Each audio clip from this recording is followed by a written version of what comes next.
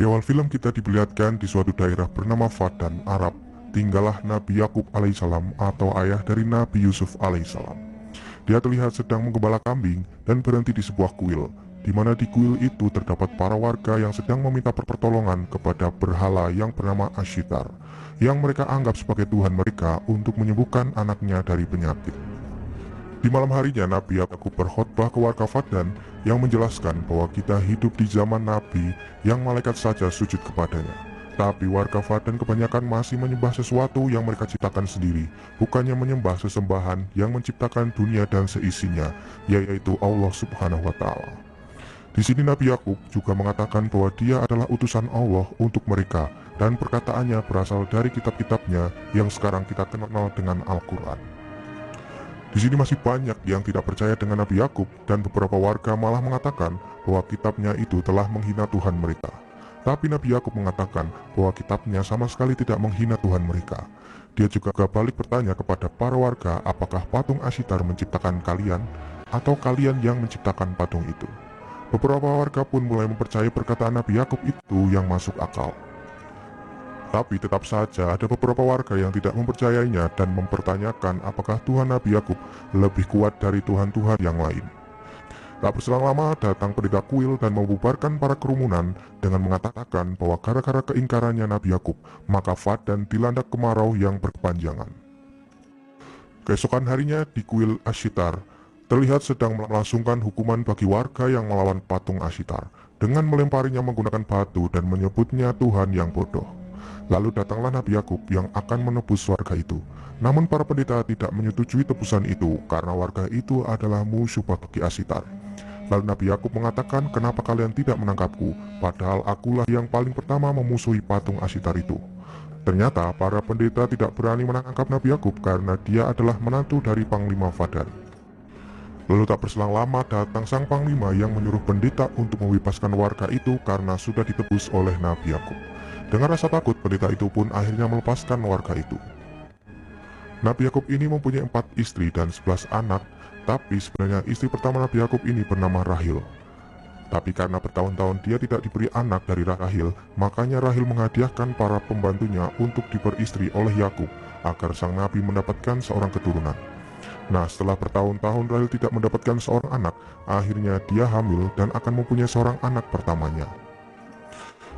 Nabi Yakub yang sedang menggembala kambing dengan anak-anaknya mengatakan kepada mereka bahwa suatu saat nanti penggantiku adalah orang yang paling dekat dengan Allah dan paling dicintainya, bukan orang yang paling kuat. Dia juga mengatakan bahwa kakeknya Nabi Ibrahim dan ayahnya Nabi Ishak merupakan manusia terbaik, bukan manusia terkuat. Nah, sedikit penjelasan silsilah dari Nabi Yusuf dan ayahnya Nabi Yakub adalah keturunan dari Nabi Ibrahim dan anaknya Nabi Ishak. Lalu tak berselang lama datang warga Fadan mengatakan kepada Nabi Yakub bahwa Rahil akan segera melahirkan anak pertamanya. Mulai terjadi kecemburuan yang dirasakan oleh seorang istri Yakub yang bernama Bilah. Dia takut kalau Nabi Yakub akan lebih mengistimewakan Rahil dan anaknya nanti ketimbang ketiga istrinya dan anak-anak yang lain. Rahil yang sedang ditangani oleh seorang bidan tiba-tiba saja pingsan karena terlalu lemas. Bidan itu pun hanya bisa pasrah karena jika seorang yang sedang akan melahirkan pingsan, maka diperkirakan dia tidak akan selamat. Hal itu membuat salah satu warga di situ mengatakan bahwa ini pasti akibat kemurkaan dewa Ashitar terhadap Yakub dan Rahil. Namun Yakub yang mengetahui keadaan Rahil semakin memburuk, dia lalu pergi untuk berdoa kepada Allah untuk meminta pertolongan. Ayah Rahil atau sang Panglima Fadan semakin percaya kalau Yakub adalah pembawa petaka bagi warga Fadanan. Apalagi dia malah pergi saat istrinya sedang dalam kondisi memburuk. Namun ternyata Nabi Yakub pergi menyendiri untuk meminta pertolongan kepada Allah Subhanahu wa Ta'ala. Dia terus berdoa sampai malam tiba. Sementara itu di rumah Rahil, para warga mulai mengatakan kalau Yakub telah dikutuk oleh para dewa Babilonia. Para pendeta yang mendengar kabar itu pun merasa sangat senang dan berniat akan menolong Rahil untuk membuktikan bahwa Tuhan mereka lah yang akan menang.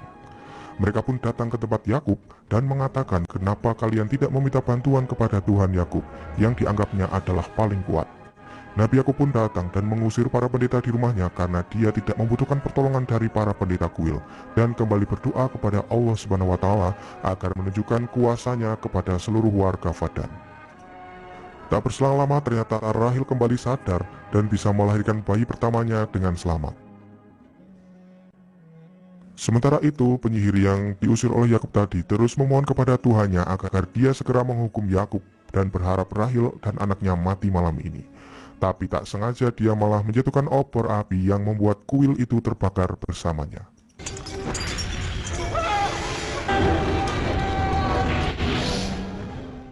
Nabi Yakub yang selama 10 tahun menantikan anaknya dari Rahel akhirnya dikaruniai berkat Allah Subhanahu wa Ta'ala. Dia menamai anaknya dengan nama Yusuf. Di malam itu juga turun hujan sangat lebat di Paddan yang Yakub percayai adalah berkah dari kelahiran Yusuf. Para warga pun lalu membicarakan tentang kelahiran anak Rahel yang lancar dan turunnya hujan di Paddan bersamaan dengan anak Rahel dan Nabi Yakub. Warga yang tadi mengatakan Yakub dan Rahel terkena kutukan terkejut mengetahui Rahel dan bayinya sehat walafiat. Sementara itu para warga akhirnya menyadari bahwa kuil Ashitar sedang kebakaran. Mereka pun berbondong-bondong ke kuil untuk memadamkan api itu. Sang Panglima Paddan merasa aneh karena hujan lebat tidak bisa memadamkan api yang ada di kuil Ashitar. Kebakaran itu mengakibatkan penyihir Ishtar mati terbakar di dalam. Para warga mulai mempertanyakan kenapa penyihir bisa terbakar dan kemana Tuhan Ashitar, kenapa tidak bisa memadamkan api di kuil. Mereka pun akhirnya menyadari bahwa penyihir Ishtar lah yang terkena celaka karena berusaha melawan Tuhan dari Nabi Yakub. Setelah kejadian itu, sang Panglima memutuskan untuk beriman kepada Tuhan Nabi Yakub. Begitu juga para warga yang lain yang sekarang mempercayai bahwa Allah Subhanahu wa Ta'ala adalah Tuhan yang sangat kuat. Mereka juga meninggalkan kuil yang sedang terbakar tanpa memadamkan api terlebih dahulu. Para warga Paddan akhirnya kini beriman kepada Allah Subhanahu wa Ta'ala tanpa terkecuali. لا مفر لي من الإذعان بأنك نبي الله فعلا. لقد كفرنا بالأصنام والأوثان. لا إله إلا الله الأحد. 5 tahun telah berlalu, dan dalam waktu itu pula rahmat Allah terus mengalir kepada penduduk Paddan. Yusuf yang kini sudah beranjak menjadi anak-anak diajak oleh Rahel dan Yakub untuk pergi ke padang gurun. Mulai terjadi kecemburuan yang dialami oleh istri lain, karena Nabi Yakub lebih mengistimewakan Rahel daripada istri lainnya. Singkat cerita, datang utusan dari daerah Kanaan Palestina, daerah asal dari Nabi Yakub, membawa berita bahwa Nabi Ishak alaihissalam telah kembali kepada Yang Maha Kuasa. Hal itu membuat Nabi Yakub harus berhijrah menuju Kanaan menggantikan Nabi Ishak untuk memimpin warga Kanaan. Sebelum pergi, Nabi Yakub kembali berkhotbah di hadapan para warga Paddan bahwa Allah telah memberikan hidayah kepada semua warga Paddan yang dulunya penyembah berhala. Nabi Yakub dan keluarga akhirnya berangkat ke Kanaan daerah Palestina. Di tengah perjalanan, Yusuf bertanya kepada bibinya yang bernama Lia dengan mengatakan kenapa ibu Bilhah dan Zulfa tidak menyukai ibunya Yusuf, Rahel. Yusuf mendengar hal itu dari kakaknya yang bernama Yahuda. Bibi Bilhah pun menjawab, mungkin mereka merasa kehilangan kedudukannya di hadapan Nabi Yakub karena Rahel telah melahirkanmu Yusuf. Tapi sebenarnya Nabi Yakub adalah orang yang adil. Di malam harinya pun kita diperlihatkan Bilhah yang mengatakan kepada Lia kalau dia merasa cemburu jika Nabi Yakub lebih memuliakan Rahel dan Yusuf. Lia pun dengan jawaban yang ikhlas mengatakan bahwa wajar saja kini Yakub memperlakukan Rahel seperti itu karena dia baru saja melahirkan anak pertamanya. Kita juga dulu diperlakukan seperti itu oleh Yakub. Tapi Bilhah yang sudah dikuasai oleh setan tetap saja tidak menerima jawaban dari Lia dan malah memanas-manasi anaknya. Di saat rombongan hampir sampai di Kanaan, Rahel yang hamil anak kedua mulai merasakan kontraksi yang tandanya dia akan segera melahirkan anak.